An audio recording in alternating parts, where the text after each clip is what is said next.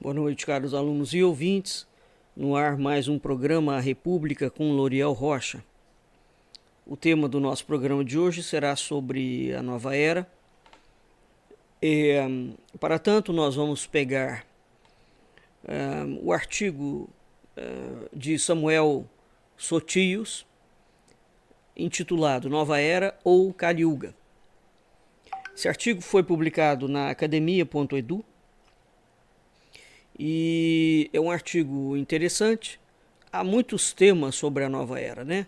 É um assunto sobre o qual a gente já falou muito, sobretudo no programa Culturas e Identidades, em razão da história de Portugal estar diretamente vinculada a esse eixo desse pensamento da nova era, sobretudo em razão da grande influência teórica do abade Calabres Joaquim de Fiore na história de Portugal, na propugnação do Quinto Império. E é de tal forma profunda essa influência da obra do abade na história de Portugal, dentro da coroa portuguesa, a ordem franciscana, os cistercienses e a ordem franciscana, os templários, vão assumir, Padre Antônio Vieira, os jesuítas posteriormente, vão assumir essa ideia da nova era como algo muito sério, né? Então, esse artigo aqui do Samuel, ele dá diferentes, então é um artigo evidentemente profundo, é um artigo que dá algumas diretrizes gerais para quem desconhece o tema, mas eu quero trazê-lo porque ele pega a parte da perspectiva de nova era, ou da visão de nova era, em diferentes tradições, né? Então, quando a gente fala em nova era, na tradição indiana Kali Yuga, né, o que é isso? Né? Bem, então o termo nova era, ele não é um termo novo, como muita gente pode pensar, né? Ele não é um termo tampouco ligado somente a vertentes esotéricas. Aliás, o esoterismo não existia na altura em que a palavra foi cunhada, na Idade Média, né? Então, a nova era, ela é apresentada de acordo com uma cosmologia tradicional, né? E com uma apocalíptica, né? E com uma profética. Agora, a noção do advento de nova era como sendo a era de Aquário, aqui é que entra, foi popularizada através dos movimentos de contracultura na década de 60. Tá certo? Então, uma coisa é a ideia de nova era na Idade Média. Outra coisa é a noção do advento de nova era ou da era de Aquário. Essas duas vertentes, elas foram conciliadas pelo movimento de contracultura. Tá? Bem, a nova era, então, pegou emprestado ou plagiou muito da sabedoria antiga, sobretudo no campo da profética, esse movimento de contracultura, né? De modo que, aplicando ao entendimento desse movimento um sentido tradicional daquilo que não é da tradição. Então nós temos aqui esse movimento de contracultura. Ele faz uma apropriação indiscriminada e da aplicação e dos conceitos do termo, né? De tal forma que isso tornou difícil discernir o que é a nova era num sentido tradicional daquilo que não é. Então hoje, até para a gente falar a palavra, ou para escrever um texto, ou seja lá como for, está muito complicado, né? Porque esse movimento de contracultura pegou o termo e simplesmente utilizou o termo da forma que bem quis, né? E essa apropriação que foi para cima de uma estrutura religiosa tradicional, né, de uma concepção religiosa, o abade Calabrese Joaquim de Fiore, ele é um monge cisterciense. Portanto, isso nasce dentro de um contexto, essa visão, essa teoria, ela é uma teoria religiosa, né? Ela não é uma teoria de contracultura. Entre o abade e os dias de hoje, nós temos 1000 anos de diferença. Para a gente ter uma noção da longevidade, da antiguidade da expressão, né? Então, o movimento da década de 60, o movimento New Age, então vamos falar New Age, ele apropriou-se dessa estrutura religiosa tradicional e isso originou em grande medida essa confusão que predomina na cena contemporânea dentro do campo espiritual, né? Então, levando em consideração a ascensão dos fenômenos dialéticos do secularismo e das religiões fundamentalistas, neopentecostais, evangélicas, ambos são consequências do modernismo e do pós-modernismo, existem boas razões para supor que uma nova era recuperaria o sentido do sagrado, né? Porque hoje tudo é profano, ou o que nós temos é um comércio com a espiritualidade. Falando de um comércio com a religião, um comércio com tudo aquilo que diz respeito à ideia do sagrado, né? E isso penetrou de tal forma as religiões de um modo geral que está complicado, né? Então a gente vê uma secularização e uma materialização de tudo aquilo que diz respeito ao sagrado. Portanto, nós estamos sendo bombardeados ou enganados diariamente por uma pseudo-espiritualidade que tem se tornado cada vez mais sofisticada, né? E cada vez mais parecendo com tudo o que for, menos com o sentido de nova era, né? Então o que a gente tem é um movimento New Age em larga escala. Este movimento New Age é um movimento materialista, de comércio da ideia do sagrado. Bem, o que se define por nova era? Essa é uma questão difícil de responder. É uma questão porque ela é complexa, né? Porque de acordo com a vertente, se você pegar num contexto grego, ele tem um significado. Se você pegar num contexto do abade Calabrese, ele tem outro significado. Se você pegar no contexto do Apocalipse, ele tem outro significado.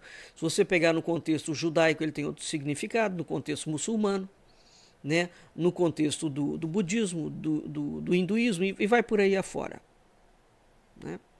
Então, é um desafio fechar a palavra. Então, quando a gente for falar em nova era, a primeira coisa é criar um marco, né? Um marco, nova era, sob essa perspectiva aqui, né? Na melhor das hipóteses, né, trata-se da designação de um tipo de espiritualidade cuja origem a gente não pode conectar diretamente ao divino.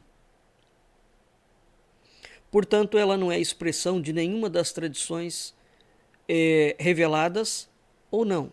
Ela não é expressão do cristianismo, ela não é expressão do hinduísmo, do budismo, do taoísmo, das religiões xamânicas, né?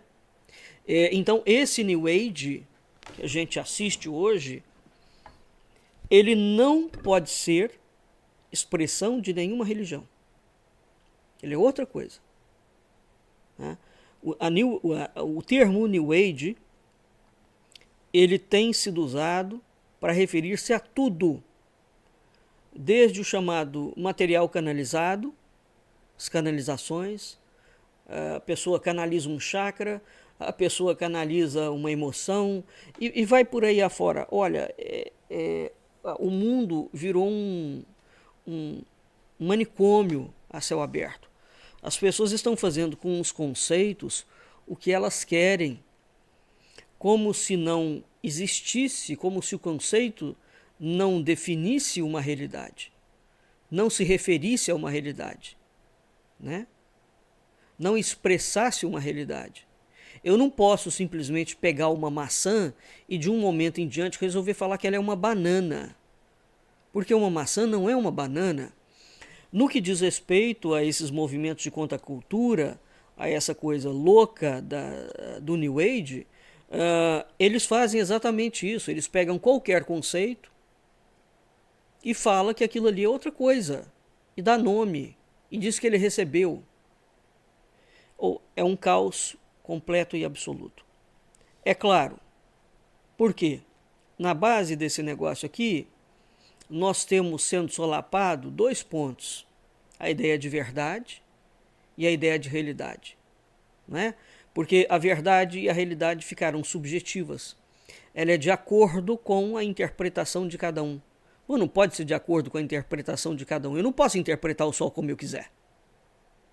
Não se trata de subjetividade ou de realidade ou de verdade privada.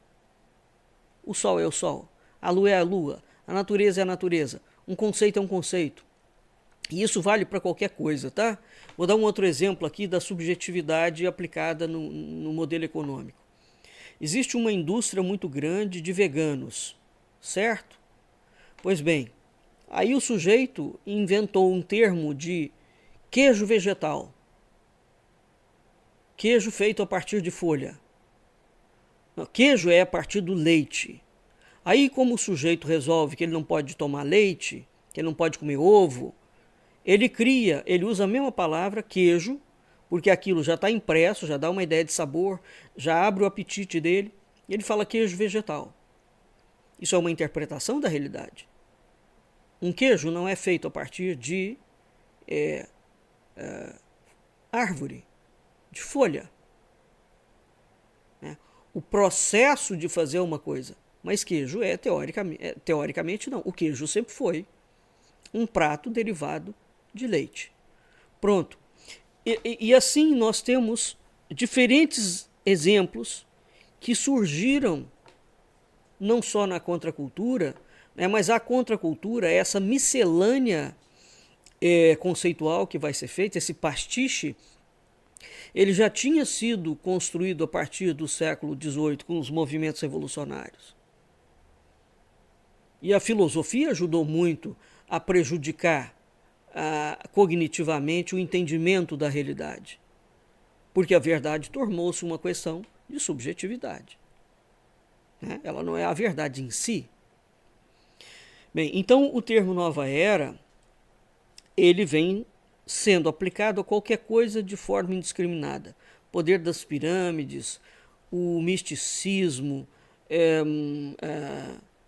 o Zen, a Yoga, a Gestalt. E veja, o Zen e a Yoga são coisas muito sérias. Né? Conspirações extraterrestres, elementos psicodélicos, drogas de grife. Sim, existe isso, drogas de grife. Né? Estudos sobre o Oriente e o Ocidente, novos paradigmas, a comunidade de Findhorn, né? O Edgar Cayce, medicina holística, realidades paranormais, estados alterados de consciência. Então há muita coisa séria. Né? Agora, o que nós temos é um movimento de fundo narcisístico e completamente distópico,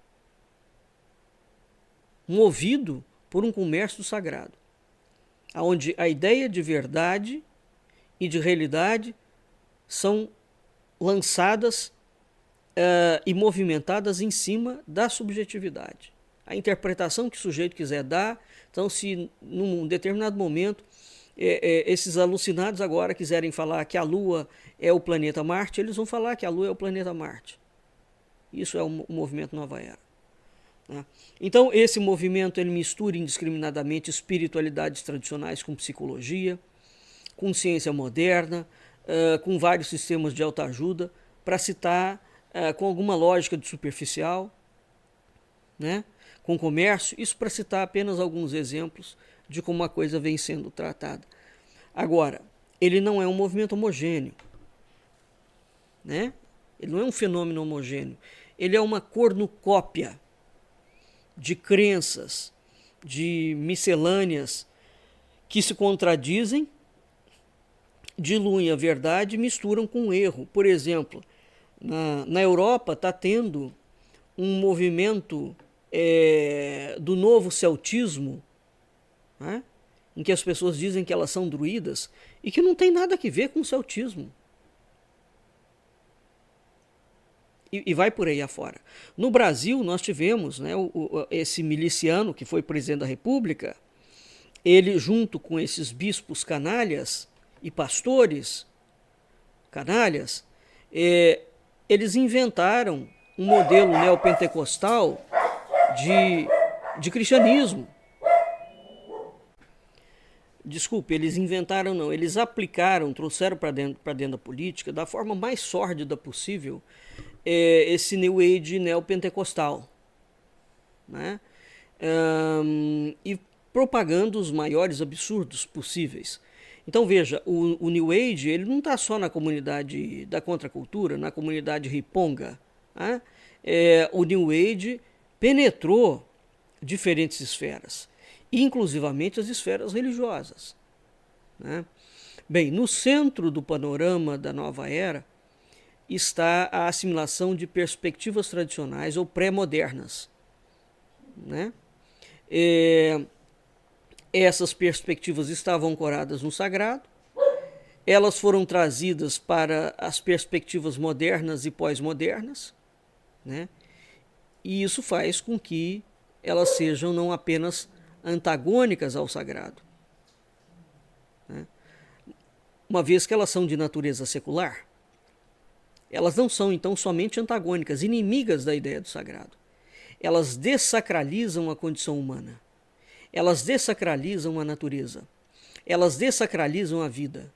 Elas dessacralizam o cosmos. Trocando em miúdos, não há nada de bonitinho com esse movimento Nova Era. Aplicado aonde for, tá? Ou seja, aplicado dentro da religião, aplicado dentro da filosofia, aplicado dentro dos movimentos políticos. A nova era não é um paradoxo, ela é uma incongruência em si, né? Então, esse pastiche, né, esse Frankenstein cognitivo e de conteúdo, é a quintessência desse pensamento, né? Nessa quintessência, nós temos então duas colunas que estão ligadas. A gente tem o sincretismo e a gente tem um psicologismo. Mas isso não é simplesmente uma simplificação de uma questão complexa. Então, quando a gente fala em nova era, ele é sincrético, ele é psicológico, isso significa, novamente, a verdade e a realidade do mundo é uma questão de interpretação, é uma questão de subjetividade, né? É sincrético porque os caras vão misturar qualquer coisa com qualquer coisa, sem o menor critério, e vão achar que está lindo isso, e que é isso mesmo, e que ele tem direito de fazer isso, que ele tem o direito de expressão. Então, evidentemente, a humanidade hoje ela caminha para um autoaniquilamento, sem sombra de dúvidas, dado o grau de loucura mental que tomou conta. Uma vez que você não tem nada, a realidade não é concreta em nenhum momento, não existe verdade, não existe natureza, tudo pode ser interpretado pelo ser humano. Evidentemente que ninguém saudável há de considerar que este tipo de pensamento estendido durante um largo espectro de tempo resultará em alguma coisa saudável. Tá claro?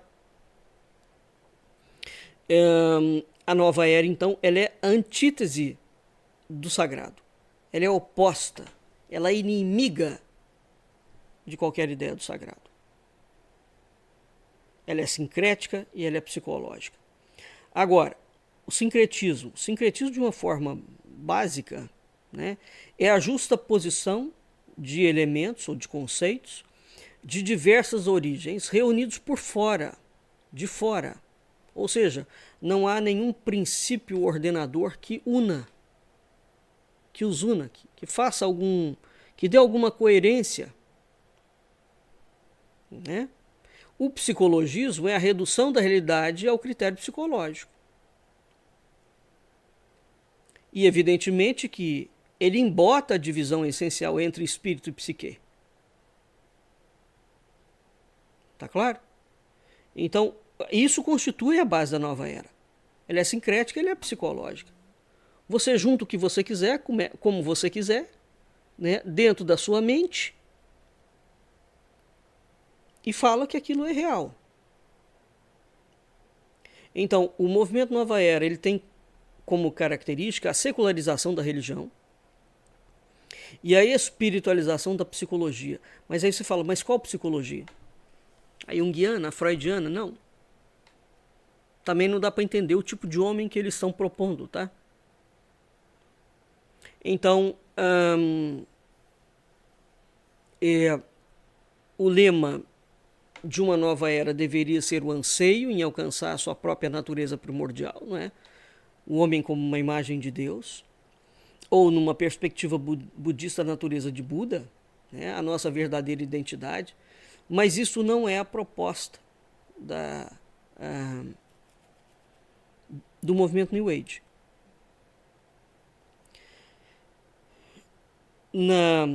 Na chamada Era Dourada, a espiritualidade integral era a norma universal. E é essa integralidade espiritual que tem se tornado progressivamente obscurecida, né? Os gregos têm diferentes eras de acordo com o tempo, tá? Mas evidentemente que a interpretação grega não é a interpretação católica, né? Os indianos têm também um ciclo de eras, né? A Babilônia também tinha, né? Os chineses também têm, mas é um outro critério. A Krita Yuga, por exemplo, é a era perfeita. E por isso ela é chamada de Satya Yuga, ou seja, a idade ideal, verdadeira, autêntica. Nessa concepção de eras da tradição indiana, o mundo não acaba. Ele é um ciclo, né? Ele não acaba, né? Na tradição católica, sobretudo em Joaquim de Fiore, existe, digamos, as escrituras param até o momento em que há o anúncio de uma nova era e depois a escritura para ali, o texto para. Ele não fala o que virá depois, né?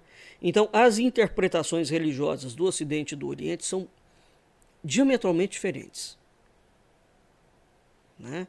O que a gente vai ter mais próximo, para não dizer bastante próximo da concepção oriental, será de fato o mundo grego, né? O mundo grego, nesse aspecto, ele é bem diferente do mundo cristão, né? Então, a Era Dourada, que é a primeira era do mundo, né? A Era de Ouro, a Era de Prata, a Era de Bronze, em Daniel a gente vê isso, no profeta. A Era Dourada é a primeira era. Foi uma era beatífica, governada pela justiça, pela felicidade, pela prosperidade, pela abundância, pela harmonia. Hesíodo, por exemplo, na Grécia Antiga, ele fornece uma representação da condição humana na Era Dourada. Hesíodo fala que os homens viviam como os deuses, sem tristeza, né? Então, a projeção de uma nova era, no sentido de voltar a esse tempo de abundância, de prosperidade, de paz, né?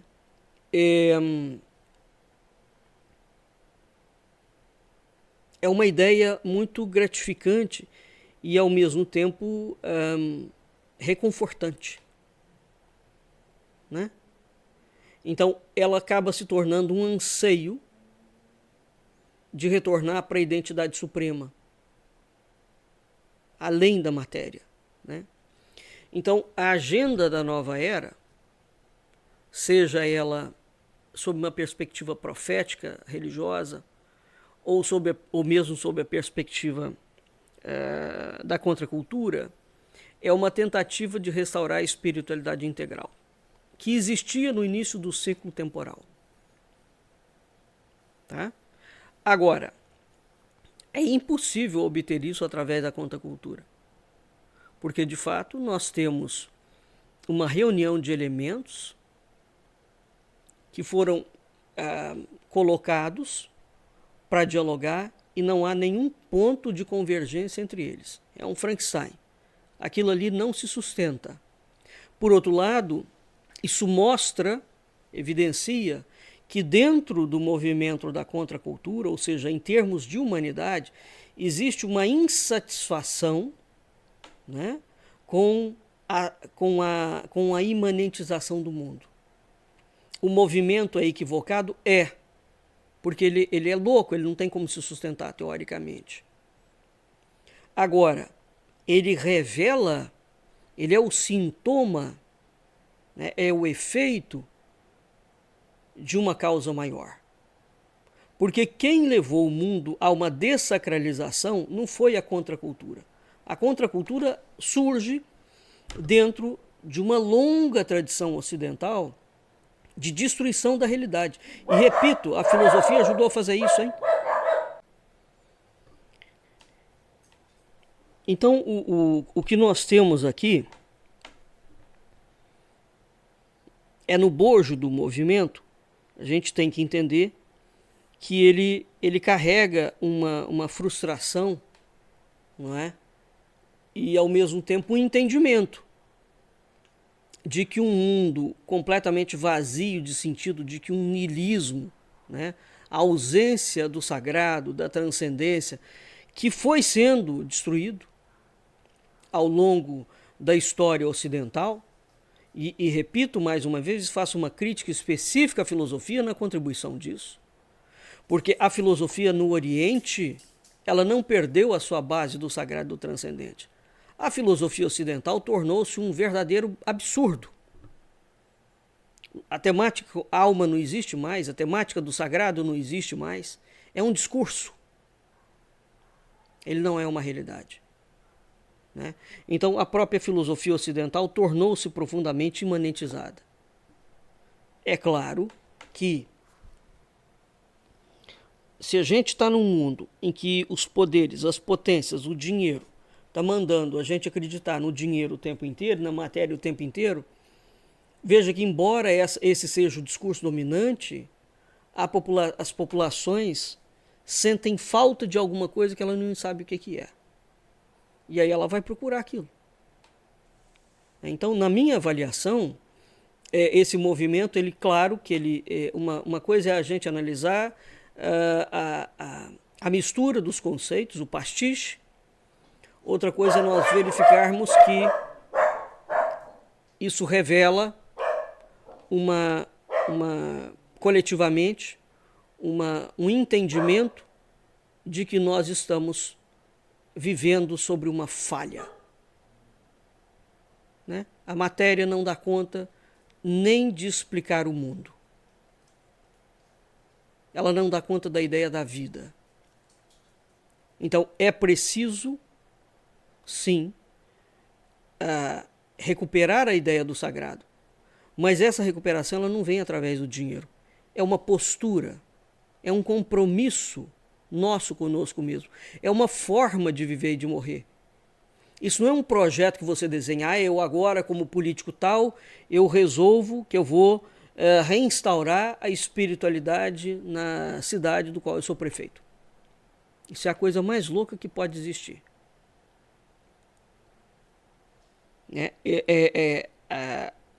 A espiritualidade, ou uma visão mais alargada de uma espiritualidade, ela não é uma construção política. Ela é uma forma de viver e de morrer que cada um de nós assume. Ela não pode ser fabricada. Né? Então, embora a nova era tenha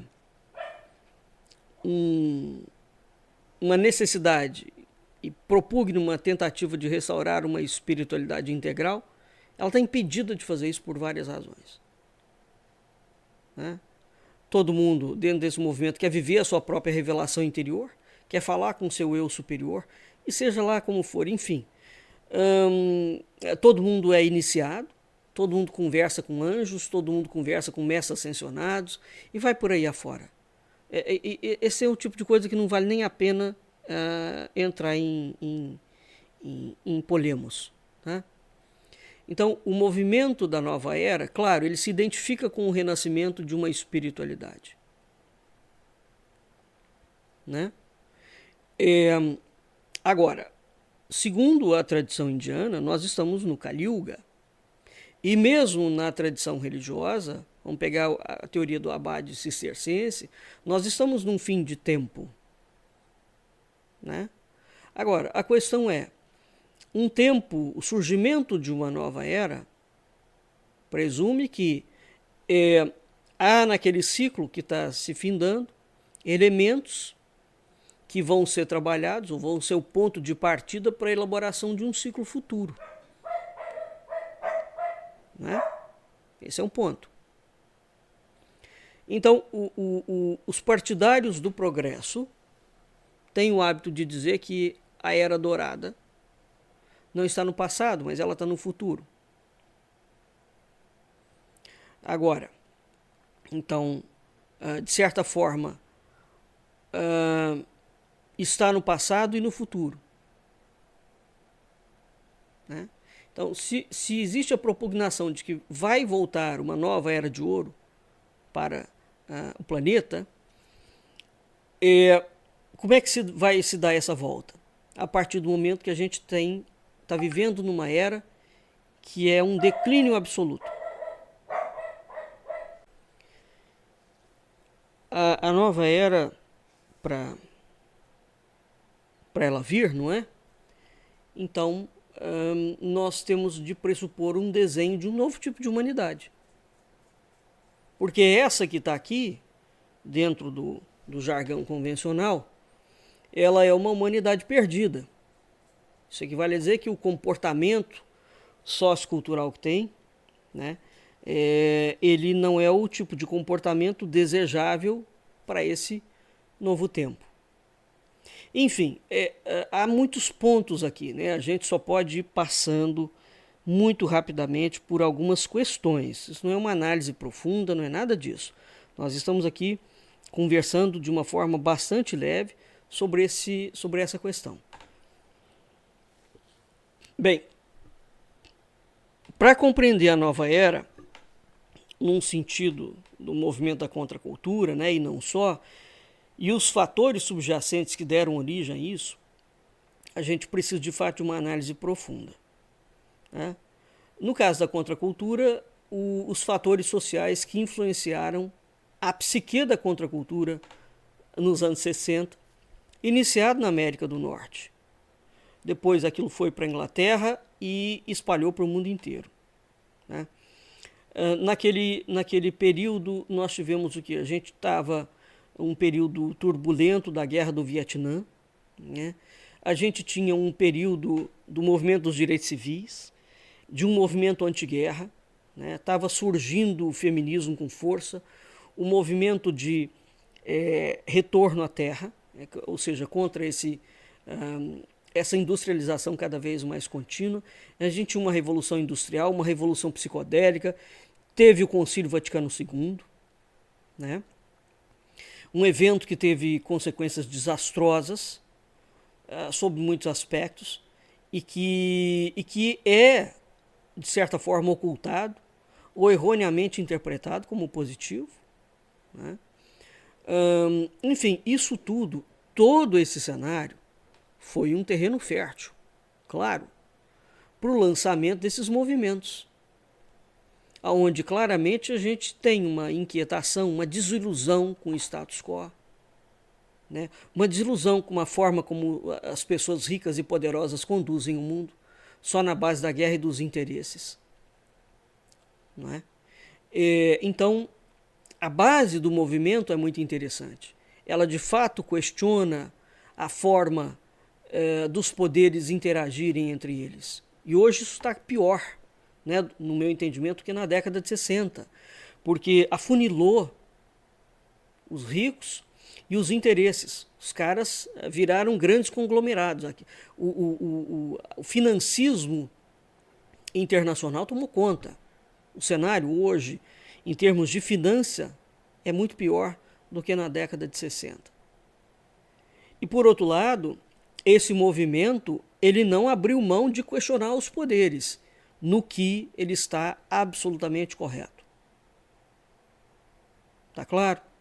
Então, é interessante que ele lance mão de bases ou de dados caóticos, né? Mas ele faz alguma coisa que é correta, que é o questionamento do poder da guerra, do poder da mentira, do poder do dinheiro, do poder da destruição do planeta. Esse movimento trata disso, né? Não só eles, evidentemente, mas então veja que o movimento é complexo, porque é o mesmo, dependendo de como eu pego e analiso o movimento, eu só vou ver coisas negativas nele, mas ele tem aspectos muito positivos, né? Então, nesse contexto, né, em que a gente, dessa época, o Ocidente moderno encontrou, digamos, ou reencontrou de uma forma mais aberta, né, já havia mais meios de comunicação, jornais, televisão, rádio, etc., o que não tinha no século XIX. O reencontro com a sabedoria tradicional do Antigo Oriente foi um ponto muito marcante. O que aconteceu? O ocidental descobriu que havia uma profunda carência do sagrado, que o Oriente tinha preservado. E, evidentemente, que isso criou uma visão de mundo em escala, né? Porque o Ocidente prometia que quanto mais você investisse na matéria, mais rico você ia ficar, mais poderoso você ia ficar, mais feliz você ia ficar. Verificou-se que isso não é verdade. Então há uma faca de dois gumes, né? Tem um paradoxo. Você tem promessas, você tem perigos. Então, a humanidade, como um todo, em larga escala, ela entrou em contato com as verdades sublimes e imutáveis da filosofia oriental. E aqui a gente pode falar de uma filosofia perene, não de perennialismo, mas uma filosofia que nunca abriu mão do sagrado e do transcendente, né? Vivendo dentro de uma realidade que já não tinha o menor respeito pelo sagrado, pela ideia de sagrado, e não cultivava o sagrado. Então há um derramamento de uma sabedoria transcendental.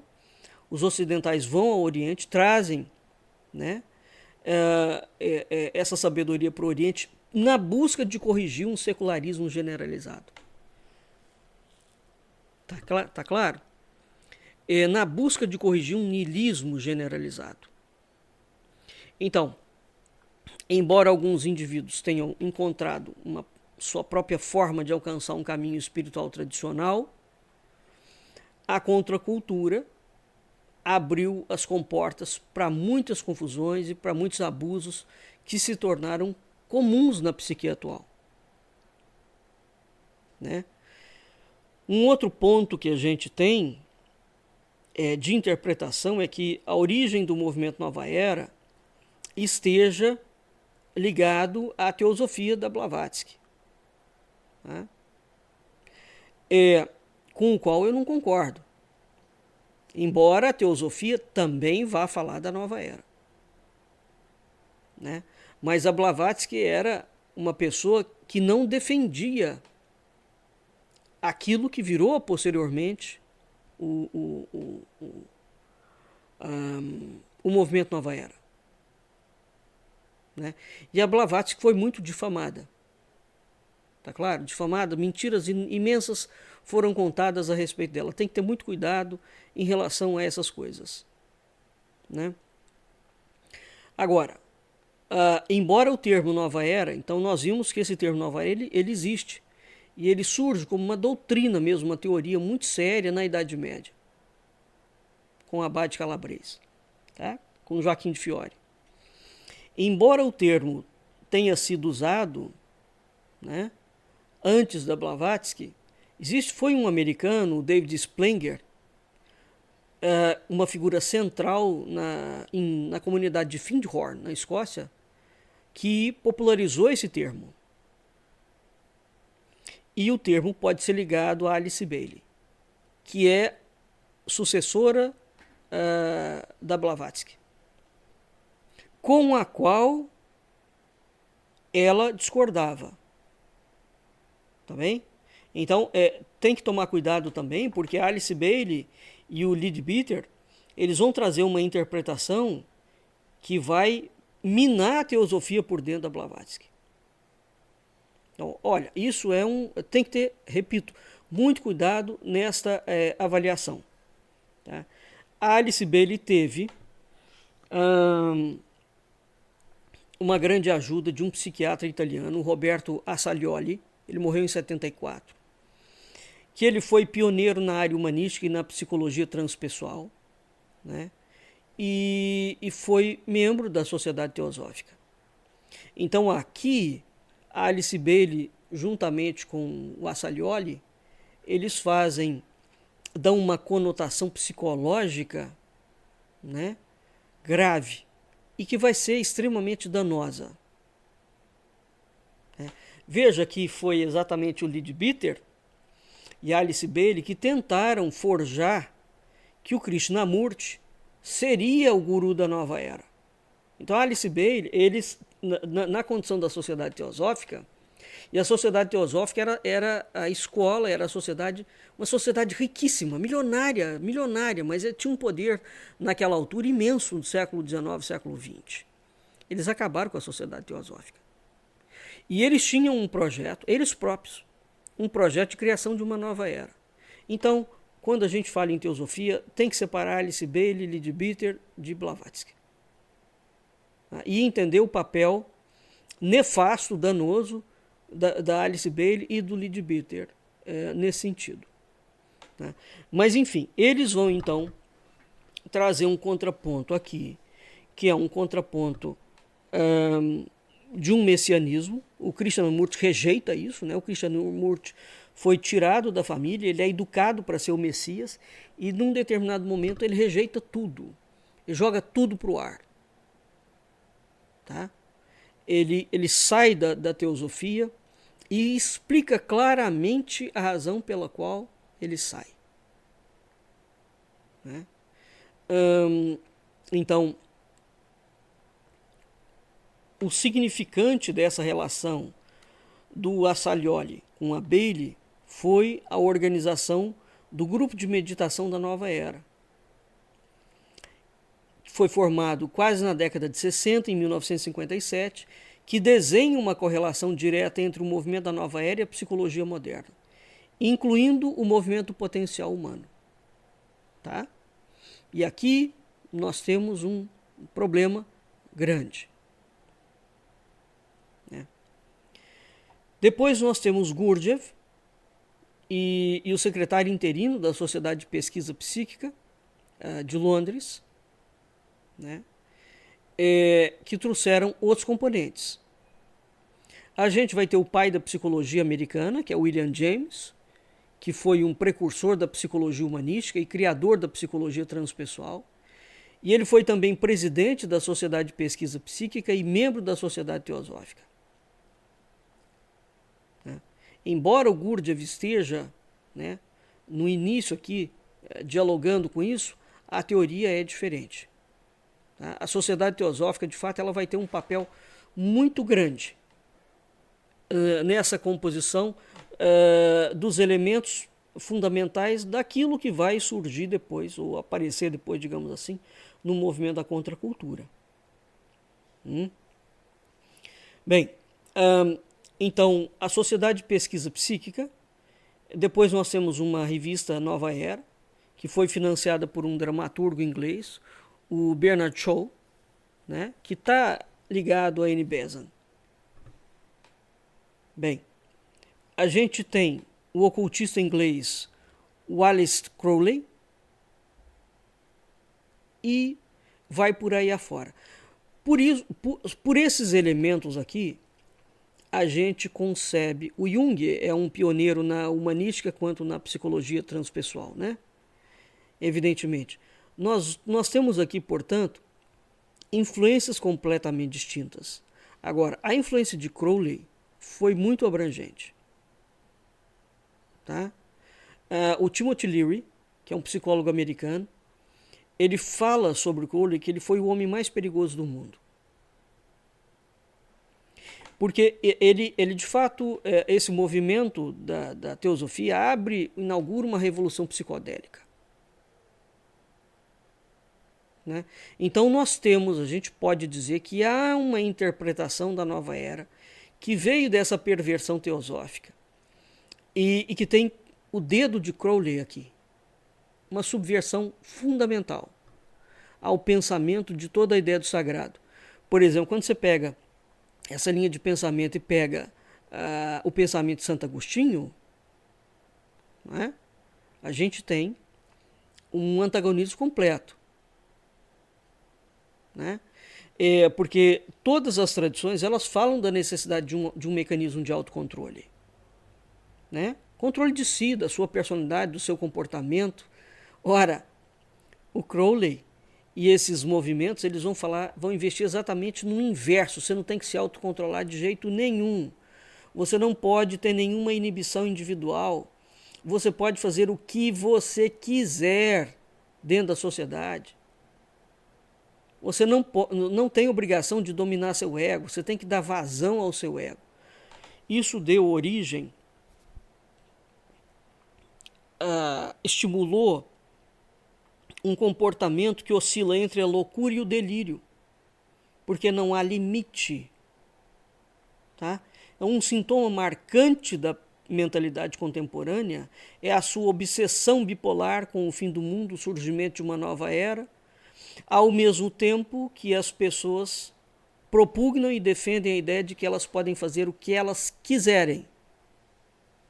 Isso é antítese de qualquer teoria ou doutrina filosófica e religiosa da tradição. A tradição você precisa de controlar o seu ego, os seus impulsos. Você não pode fazer o que você quer. E o elemento mais danoso do movimento Nova Era, já esse elemento diabólico, é que você não tem que ter compromisso com nada. Você está livre para fazer o que quiser. Né? Então, a partir dessa perspectiva, essa nova era, ela fala de um comportamento de escuridão. Né? Ela é profundamente equivocada. Ela é uma paródia da Idade do Ouro. Porque o homem pode se tornar a aberração que ele quiser e ninguém pode impedir dele se tornar um monstrengo. Não é isso que a tradição coloca. Né? Então, a discussão sobre Nova Era, né? Ou a discussão sobre Kali Yuga, a discussão sobre Nova Era, sobre a perspectiva moderna, a Kali Yuga, sob a perspectiva indiana, ela não tem relação com a Nova Era, embora a Nova Era fale de um fim de mundo, tá? Então, a gente tem que realmente separar as coisas. Bom, a Nova Era sobre a perspectiva da contracultura, ela é a expressão do modernismo e do pós-modernismo. Né? E ela transforma a vida social, a civilização moderna, numa verdadeira anomalia. Ela está divorciada de qualquer tipo de princípio, de qualquer tipo de moral, de qualquer tipo de costume. Ela é um cadáver ambulante. É um movimento convulsivo, é um movimento compulsivo, é um movimento míope, é um movimento fragmentado, é um movimento diabólico. Então, quando nós vamos analisar as cosmologias tradicionais do Oriente e do Ocidente, claro que a gente tem um ponto de vista em comum, tá? Sobretudo na divisão do tempo. Agora, o que existe aqui e que é um fator muito importante. Todas essas cosmologias falam da necessidade de um autocontrole. A nova era, o movimento New Age não admite autocontrole sob nenhum aspecto. Tá claro? Bem, então era isso de certa forma que eu queria trazer aqui para vocês, né? Quando a gente falar em nova era, tem que ver sobre qual perspectiva nós estamos falando, sobre a perspectiva das religiões tradicionais, sobre a perspectiva dos movimentos de contracultura, sobre a perspectiva da filosofia, para a gente não ter uma abordagem equivocada de espiritualidade, tá? E nem da ideia do sagrado e nem da ideia do transcendente, porque a nova era é a não espiritualidade. Tá claro? É a negação do mundo espiritual, é a negação do sagrado e é a negação do humano também. Tá bom? Bem, nós vamos ficando por aqui e até o nosso próximo encontro.